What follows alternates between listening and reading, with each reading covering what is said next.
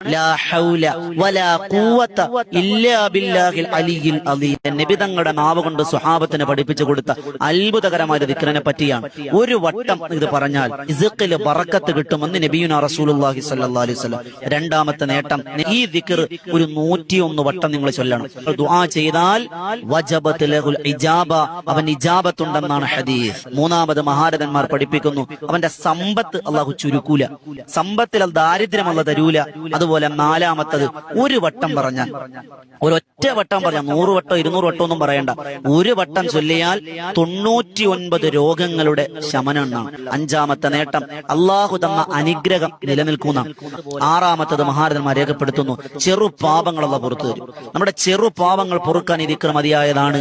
ഏഴാമത്തത്, സിഹറുകൾ, കണ്ണീറുകൾ, വിളിദോഷങ്ങൾ, പ്രാക്കുകൾ, ഇതൊക്കെ നമുക്ക് രക്ഷയാണ് ഈ ദിക്ർ.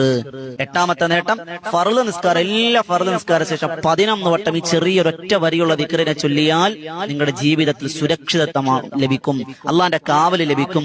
അതുപോലെ 9ാമത്തെ നേട്ടം മഹാരഥന്മാർ രേഖപ്പെടുത്തുന്നു, വീട്ടിൽ നിന്നിറങ്ങുമ്പോൾ ഈ ദിക്ർ ഒരു വട്ടം പറഞ്ഞാൽ തിരിച്ചു വരുന്നത് വരെ നിങ്ങൾ അള്ളാഹു സംരക്ഷണത്തിലായിരിക്കുമെന്ന് നബിയുനാ റസൂലുള്ളാഹി സ്വല്ലല്ലാഹു അലൈഹി വസല്ലം. അതുപോലെ 10ാമത്തെ നേട്ടം മഹാരഥന്മാർ രേഖപ്പെടുത്തുന്നു, സ്വർഗ്ഗത്തിലെ നിധികളിൽപ്പെട്ടതാണെന്ന് നബിയുനാ റസൂലുള്ളാഹി സ്വല്ലല്ലാഹു അലൈഹി വസല്ലം. സുമ്മിൻ കുനൂസിൽ ജന്ന, സ്വർഗീയ നിധികളിൽപ്പെട്ടതാണ്.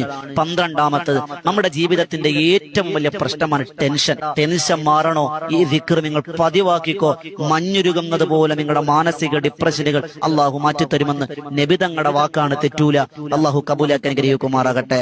അതുപോലെ 12ാമത്തെ നേട്ടം മഹാരഥന്മാർ പറയുന്നു, ഉറങ്ങുമ്പോ ഈ ദിക്ർ ഇങ്ങനെ ചൊല്ലി ചൊല്ലി ചൊല്ലി ചൊല്ലി ചൊല്ലി ചൊല്ലി കിടക്കാൻ അങ്ങ് ഉറങ്ങിപ്പോയി, എണ്ണൊന്നുമില്ല, ഇങ്ങനെ ചൊല്ലി ചൊല്ലി അങ്ങ് ഉറങ്ങിപ്പോയി. ആ ഉറക്കത്തിൽ നല്ല സ്വപ്നം കാണുമെന്നും ആ കാണുന്ന സ്വപ്നം ഫലിക്കുമെന്നും മഹാരഥന്മാർ. 13ാമത് പറയുന്നു, ആഖിബത്ത് ഹുസ്നുൽ ആഖിബ, നല്ല മരണം അല്ലാഹു തരും. 14ാമത്, മീസാൻ എന്ന തുലാസിൽ നന്മയുടെ ഭാരം അധികരിപ്പിക്കും. 15ാമത്തത്, അർശിന്റെ തണൽ അല്ലാഹു ലഭിക്കും. 16ാമത്തത്, ഹിഫാദത്തിന്റെ മാലാഖമാർ അല്ലാഹുവിന് കൊടുക്കും. 17ാമത്തത്, അള്ളാഹുവിന്റെ അതിഥിയായി പ്രത്യേക പരിഗണന കിട്ടിക്കൊണ്ട് മഹ്ശറയിലും മീസാനിലും സിറാത്തിലും എല്ലാം അള്ളാഹുവിന്റെ പരിരക്ഷ കൊടുക്കുമെന്ന് നബിയുനാ റസൂലുള്ളാഹി സ്വല്ലല്ലാഹു അലൈഹി വസല്ലം.